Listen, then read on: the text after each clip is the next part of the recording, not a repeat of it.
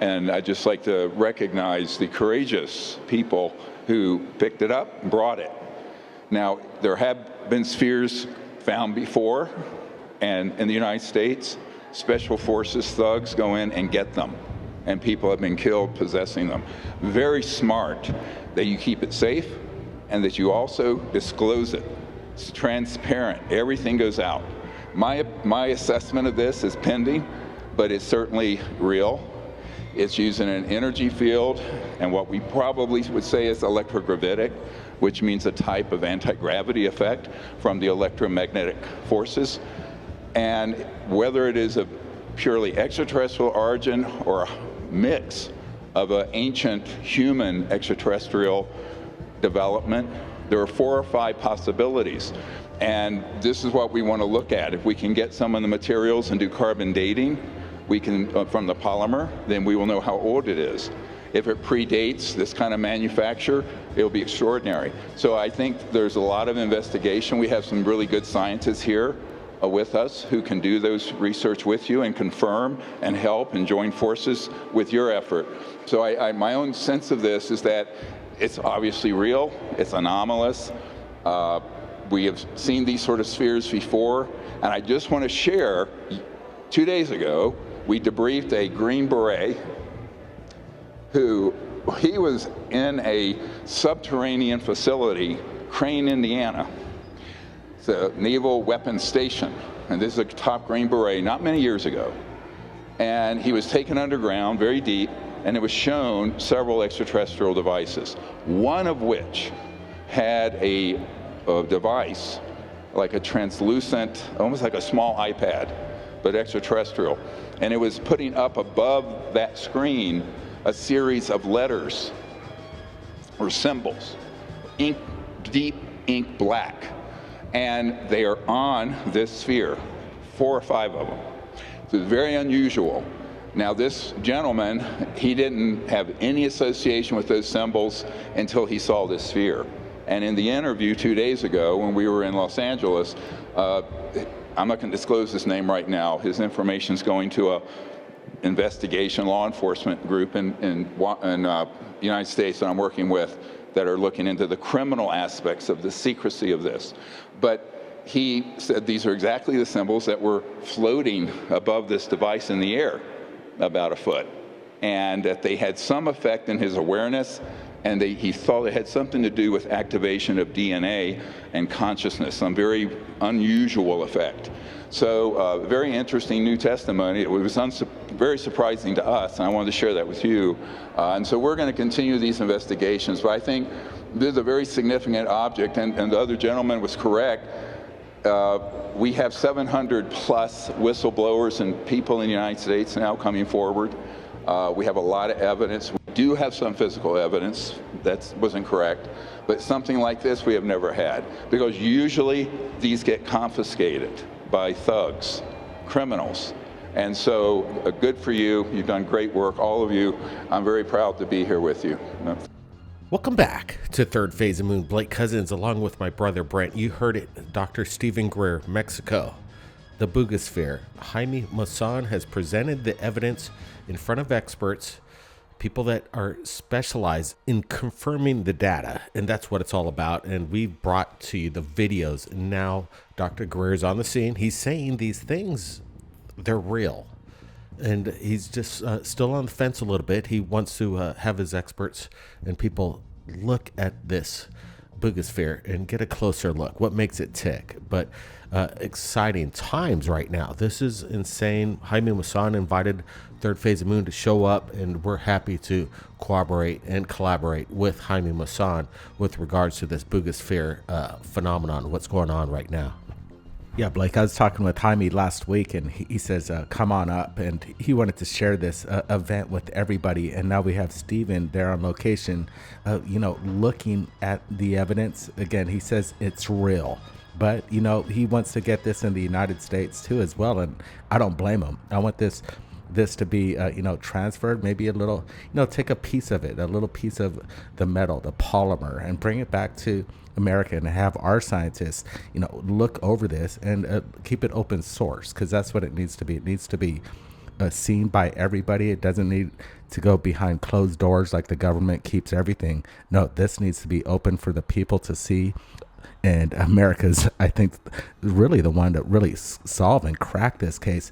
Hey, appreciate Jaime for inviting us to show up, and it's so cool that Steven's there on location. And man, we're going to be talking to Steve in the next couple days, and we have our new documentary, Asymmetric Disclosure, about to drop, and this is incredible. It's all perfect timing. Yeah, it's in real time, and that is nice to be on the front line of all of this.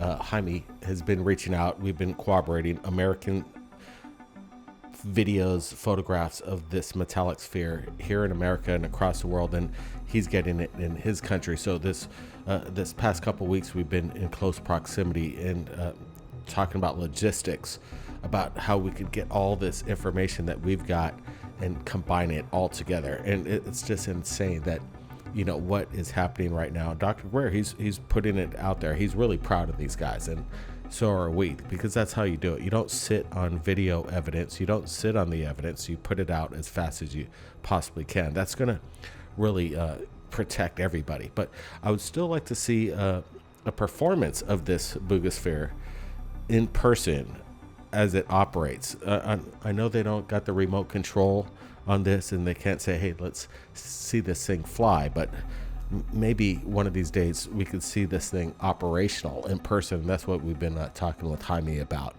We want to see this thing fly in front of our cameras. That's what we all need.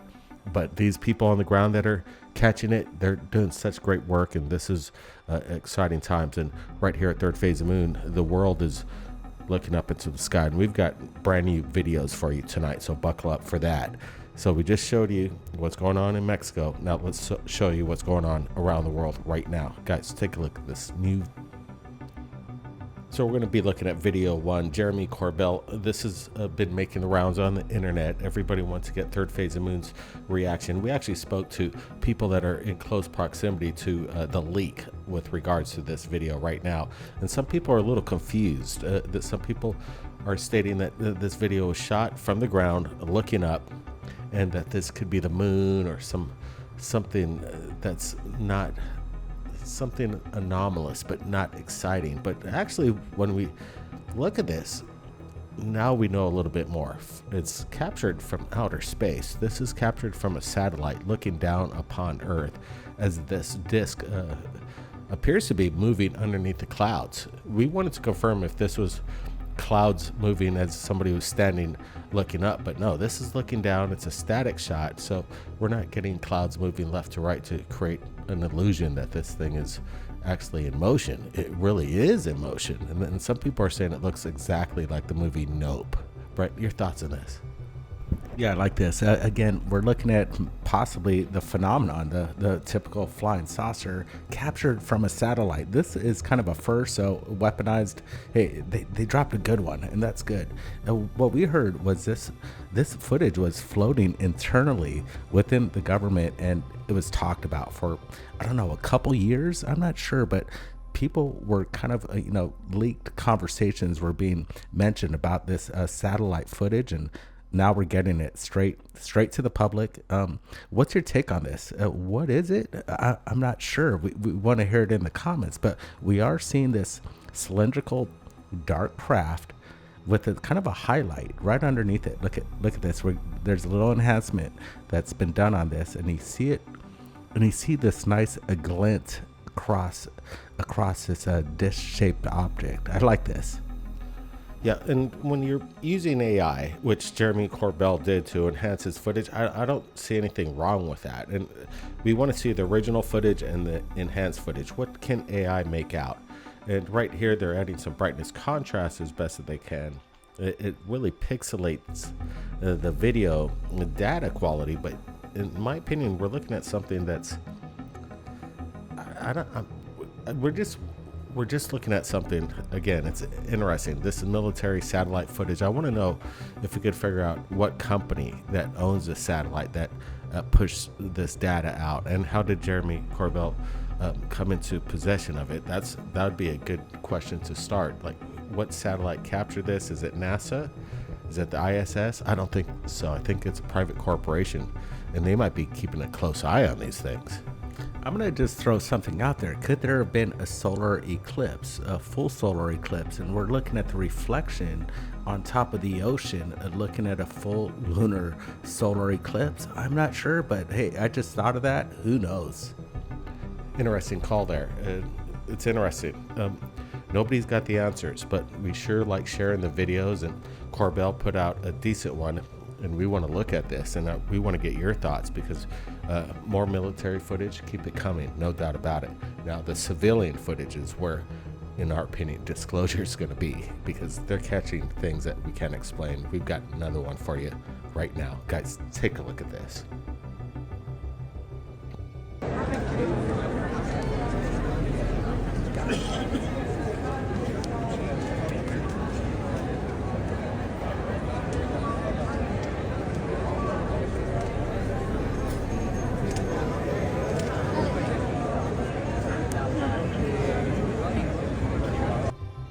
Well, we got the Spike UFO back, definitely. Look at this thing. It has this feeling of intimidation. And could it be something propped up to look like a sea urchin, something biological in the sky, and to freak people out? Or is this something actually living up there? I don't know. It's unidentified.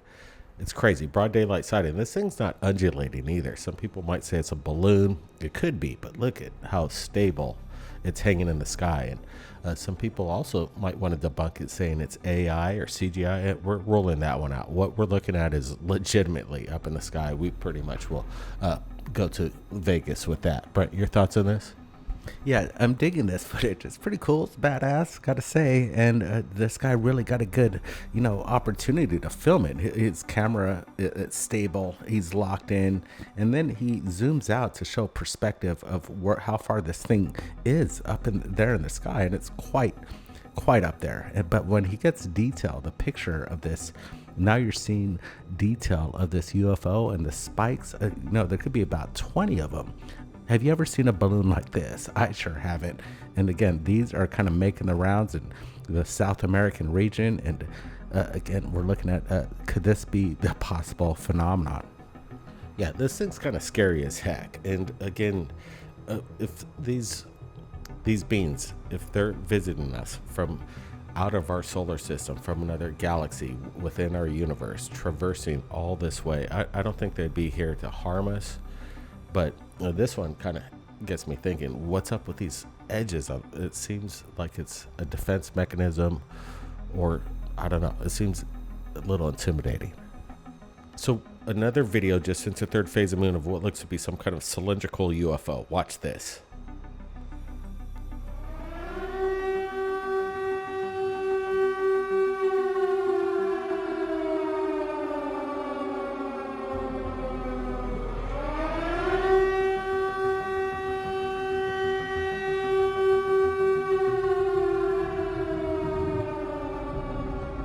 Right, let's roll this one once again. Brent, you're the one that gave me the heads up on this. Broad daylight cylindrical UFO. And when I'm looking at it right now, I was like, this one's a good one. Yeah, look at this thing. It's rotating, and it's this vertical craft, kind of, I don't know, maybe about 40, 50 feet, maybe even larger. But this guy gets a really good shot as it goes across the road there in the desert, and we're seeing this craft as it rotates. What in the world is this? Yeah, rotating vertically. It's pretty amazing stuff, and it's not even undulating. What we're looking at here is obviously unexplained. Look at this, moving from left to right at a really good clip there. And I like the perspective with the cars underneath, even though it lasted for a few seconds. Again, legitimate footage. We'd go to Vegas on this. No AI or any manipulation. We're looking at something that's unexplained right now. Give us a big thumbs up. A lot more videos right here. It's been a busy day. Buckle up, everybody. This one had us scratching our heads right here at Third Phase of Moon, and we're broadcasting from Hollywood Hills. Where are you listening to from around the world? We'd like to hear that in this live chat. Now, let's roll the next one. Check it out.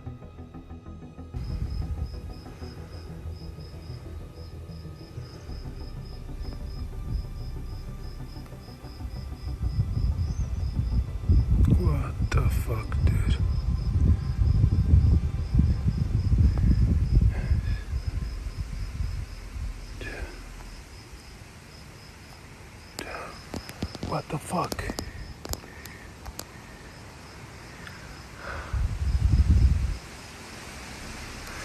floating there. What the fuck? What?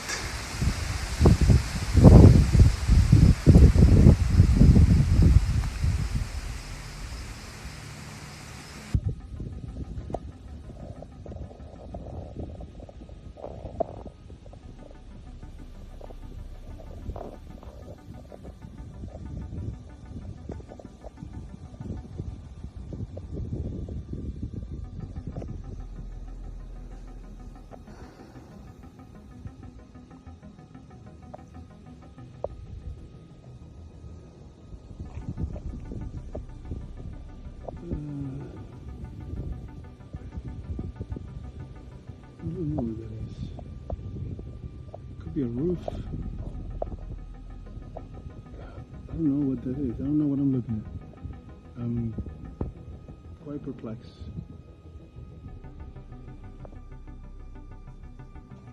I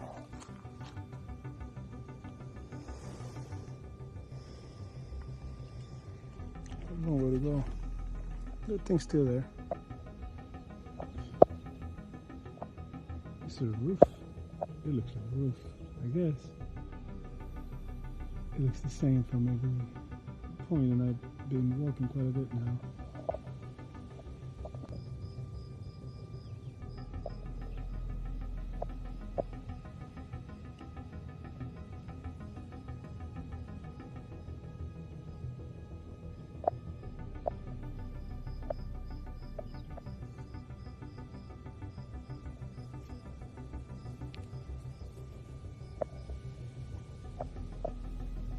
What is that?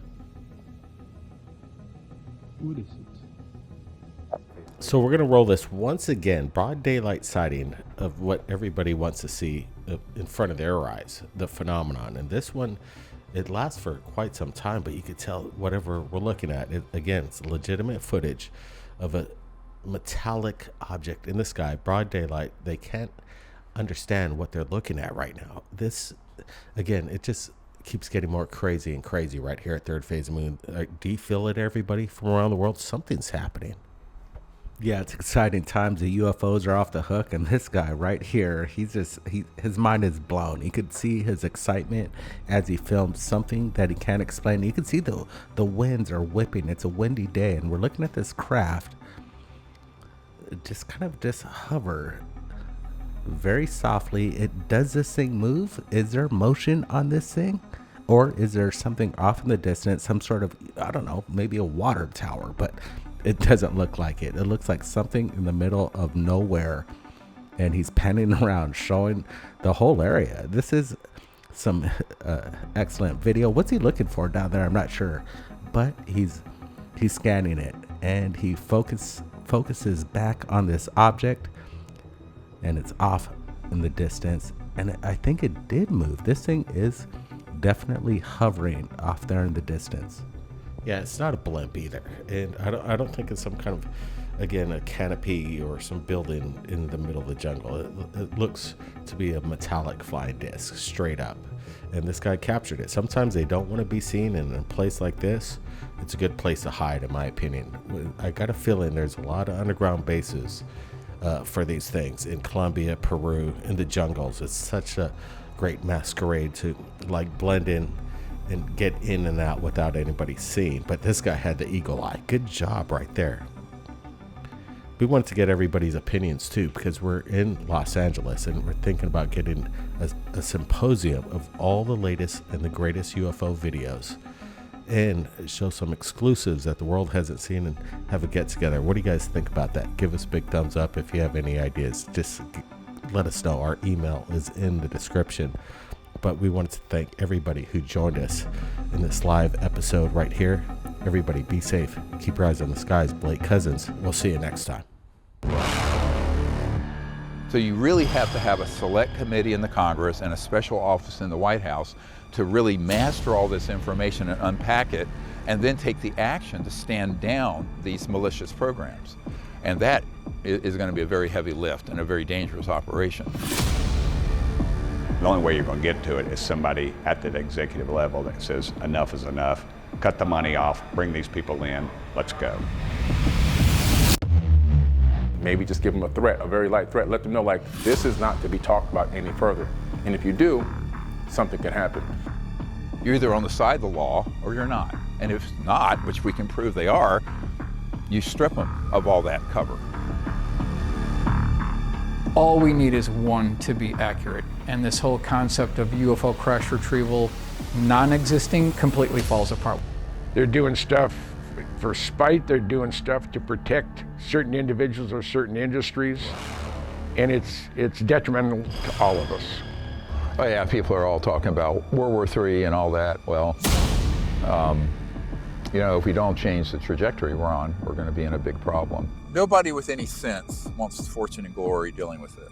That's the mistake that they all make.